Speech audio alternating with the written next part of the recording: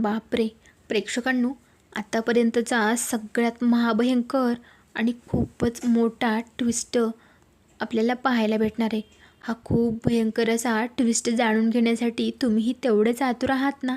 चला तर पुढे जाणून घेऊयात नक्की काय असा इंटरेस्टिंग आणि भयंकरसुद्धा ट्विस्ट असणार आहे. मुळात म्हणजे ऋषी आणि सरू या दोघांची समोरासमोर भेट होणार आहे आणि आतापर्यंतच्या सगळ्या खोटेपणावरती पडदा पडणार आहे. आत्तापर्यंत चक्क ही सरू हीच साधना मावशी म्हणून ऋषीच्या घरी काम करत होती. या खूप मोठ्या नाटकाचा पर्दाफाश होणार आहे इथे आणि त्यामुळे ऋषीचा काय मोठा गैरसमज होणार आहे, नक्की पुढे काय नात्यामध्ये तरी निर्माण होणार आहे की पुढे जाऊन आणखी ऋषी आणि कमळी या दोघांमध्ये जास्त दुरावा येणार आहे. तुम्हाला काय वाटतं, ज्यावेळी आता सरू ही कमळीची मुलगी हे जेव्हा आता ऋषीला समजणार आहे त्यावेळेस काय होईल पुढे? खरंच ह्या दोघांमधला दुरावा वाढेल की आणखीनच जवळ येतील? काही ते कमळीची खरी ओळख समोर येईल? हे पाहणं खूपच इंटरेस्टिंग असणार आहे. तुम्हाला काय वाटतंय, कमळी आणि ऋषी या दोघांची लव्ह स्टोरी आता दाखवायला हवी का? कारण खूप दिवस झालं हा वेगळंच काहीतरी ट्रॅक चाललेला आहे. म्हणजे कमळी गावी आली, तिला दुःख झालं आहे, मान्य आहे, पण आता किती दिवस, खूप दिवस लोटून गेले, पण तरीही कमळी मात्र तिथेच अडकली. आता कुठेतरी मालिका पुढे सरकायला हवी आणि कमळी आणि ऋषी या दोघांचा ट्रॅक दाखवायला हवा. या दोघांना एकत्र एक लव्ह स्टोरी दाखवायला हवी, जेणेकरून प्रेक्षकांना पाहायलासुद्धा मजा येईल. आणि खरंच सगळ्या प्रेक्षकांच्या मनातसुद्धा हेच असणार आहे. खरंच तुम्हाला ह्या दोघांना एकत्र पाहायचं असेल ना, तर नक्कीच व्हिडिओला लाईक आणि चॅनलला सबस्क्राईब करून तुमचं मत मात्र सांगा. तुमचा रिस्पॉन्स कळवायला विसरू नका. आता प्रेक्षकांनो, जेव्हा काही ऋषीच्या समोर इकडे सरूचा चेहरा येणार आहे त्यावेळेस इकडे ऋषीची काय रिॲक्शन असणार आहे आणि ऋषी मात्र ज्यावेळेस इथे साधनाताई म्हणून ओरडणार आहे तेव्हा मात्र कमळीलासुद्धा महाभयंकर असा धक्का बसणार आहे. त्यामुळे पुढे काय होणार आहे या सगळ्यांमध्ये अन्नपूर्णा आजी कशा पद्धतीने आता कमळीची आणि सरूची खरी ओळख इथे सगळ्यांच्या समोर आणणार आहेत आणि या कामिणीला कशा प्रकारे जन्माची अद्दल घडवणार आहेत. कारण या सगळ्यांच्या मागचा मास्टर माइंड मात्र ही कामिणी आणि तिला आता साथ देणारी ती म्हणजे अनिका. आता या सगळ्यांच्या कारस्थानाचा कसा पर्दाफाश होणार आहे आणि ते सरू आणि कमळी या दोघींना मात्र कसा न्याय भेटणार आहे, त्यांच्या भविष्यकाळात म्हणजेच पुढे काय होणार आहे, त्यांच्या मागे भूतकाळात काय झालेले, हे सगळं आपण पुढे जाणून घेणार आहोत. त्यासाठी व्हिडिओ शेवटपर्यंत पाहत राहा. आता प्रेक्षकांनो, इकडे मात्र चक्क नयनताराला आता रोहित भडकवतोय, ते म्हणजे ऋषीच्या विरोधात. त्याला काही करून इकडे ऋषी आणि नयनतारा या दोघांमध्ये भांडणं लावायची. बिचारी राधिका, तिला मात्र ह्या सगळ्यांचा खूप त्रास होतोय. पण इथे मात्र राधिका सांगू शकत नाही, कारण रोहित तिला धमकावतो की तुला ना कायमचं माहेरी पाठवून देईल आणि मग सांग कोणाला काय सांगायचं आहे. बिचारी राधिका मात्र घाबरून राहते आणि रोहितला खूप जास्त घाबरते ती. त्यामुळे ती काही नयनताराला सत्य सांगत नाही. पण प्रेक्षकांनो, खरंच इथे मात्र मला हा सीन नाही आवडलेला, कारण राधिका प्रत्येक वेळेस किती घाबरते ना, आणि मुळात म्हणजे ह्या रोहितची किती ती दादागिरी सहन करते. बिचारी सगळं मुकाट्याने सगळं सहन करते. पण वरचीवर रोहितचं वागणं मात्र खूपच विचित्र दाखवायला लागले. प्रत्येक वेळेस तिला ओरडून बोलणे, तिचा अपमान करणे, प्रत्येक वेळेस तिला कमी लेखणे. खरंच कुठेतरी ह्या रोहितला काहीतरी तर धडा शिकवायलाच हवा आहे.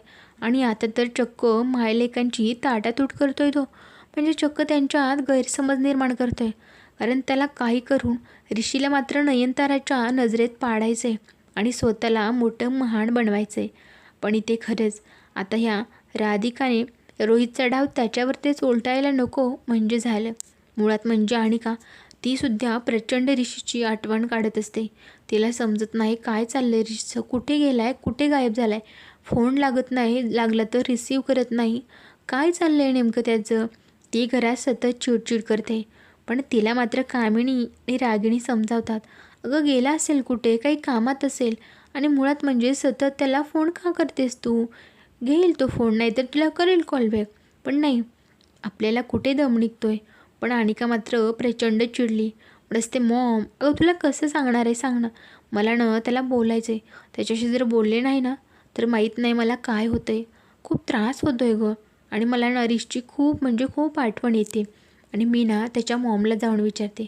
आता अनिकाने धडक इकडे या नयनताराकडे आलेली असते आणि नयनतारालाही माहीत नसतं. नयनतारा म्हणत असते, अगं गेला असेल कुठे ट्रिपला, माहीत नाही. तो माझाही फोन घेत नाही, म्हणजे त्याचा फोनच लागत नाही. आणि येईल.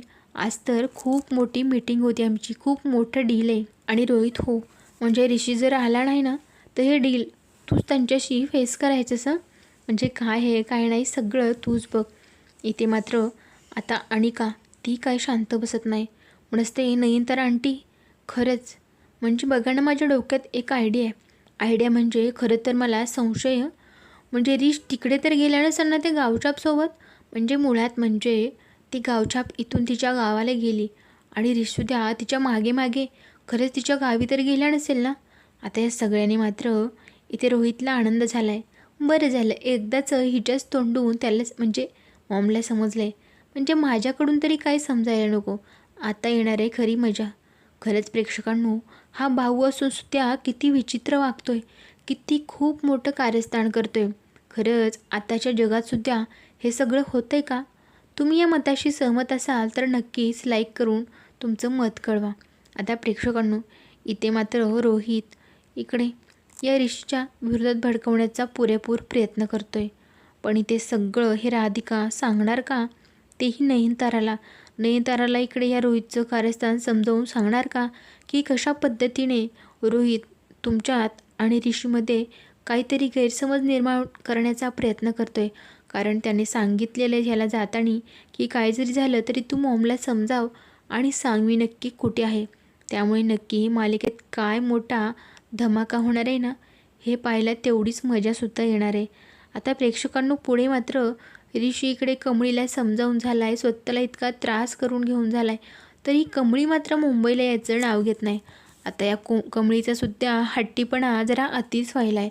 मुळात म्हणजे तिने आता सगळं मागे सोडून पुढे जायला हवं आहे. आई एवढं समजावते, ऋषी तिच्यासाठी एवढी मोठी रिस्क घेतोय. कधीही मातीत पाय न ठेवणारा ऋषी कमळीसाठी किती आणि काय काय करतोय. मुळात म्हणजे तिचंही त्याच्यावरती प्रेम आहे आणि त्याचंही तिच्यावरती. पण तरी ते मान्य तर कोणालाच करायचं नाही. पण मुळात म्हणजे ऋषी तिच्यासाठी एवढं सगळं करतोय, तिलाही त्रास होतो हे बघून, पण तरीही ती जायचं नाव घेत नाही.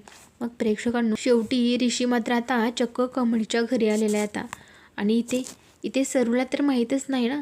सरूला वाटतं ऋषी तिकडे दुसरीकडे राहिला आहे. त्यामुळे ती मात्र आता बाहेरून धान्य घेऊन आलेली असते आणि कमळीला आवाज देते. पण ऋषीला मात्र आवाज ओळखीचा वाटतो. त्यामुळे ती चक्क इकडे आता कमळीला थांबवते आणि म्हणत असतो, कमळे थांब मी बघतो. आणि त्यावेळी मात्र चक्क ऋषी आता जाऊन तिच्या पाठीवरची गोणी खाली ठेवतो आणि बघतो आवाज तर ओळखीचा वाटतोय. आता इथे सरूला वाटतंय कमळीच आहे. आणि मग काय, ती पाठमोरी असते, ती त्याच्याकडे चेहरा करते आणि डोक्यावरचा पदर काढते. समोर तर काय, चक्क कमळीची आई आणि तीही साधना मावशी. तो मात्र खूप मोठ्याने ओरडतो, साधना मावशी तुम्ही. आणि मग त्याच्याही पायाखालची जमीन सरकते. आणि इथे मात्र आता कमळी बाहेर येते यांचा आवाज ऐकून. मग काय, कमळी मात्र खूप मोठा धक्का बसला आहे कमळीला. कारण काय गाई, म्हणजे साधना मावशी हे काय नवीन भानगड आहे आणखी. आणि मुळात म्हणजे तुझं तर नाव सरू आहे ना, पण हे काय नवीनच आता. आता इथे मात्र तिला खूप मोठा धक्का बसला आहे. आणि काय गं, म्हणजे ऋषी सरांच्या घरी कामवाली म्हणून तू काम करत होतीस का? आणि तेही साधना म्हणून का? पण अगं हे सगळं यामुळे मात्र कमळीला खूपच मोठा धक्का बसला आहे. आता ऋषीलाही खूप मोठा धक्का बसला आहे. त्याला तर हे सगळं पचायला खूपच अवघड जातं आहे. कारण असं कसं करू शकतात. आणि मुळात म्हणजे तुम्ही कमळीची आई होतात. कमळी इतक्या वेळा तुमच्या समोर आली असेल, पण तरीही तुम्ही तिच्याशी बोलला नाहीत. म्हणजे काय, या सगळ्यामागे नक्की काय लॉजिक आहे. आणि मुळात म्हणजे तुम्ही तुमचं नाव लपवून का राहिलात.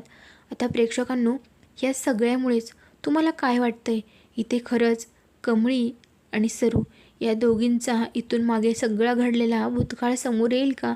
कशा पद्धतीने कामिनी त्यांच्या जीवावरती उठली आणि याचमुळे हिला मात्र ओळख लपवून सगळीकडे फिरावं लागलं, ओळख लपवून मुंबईत राहावं लागलं.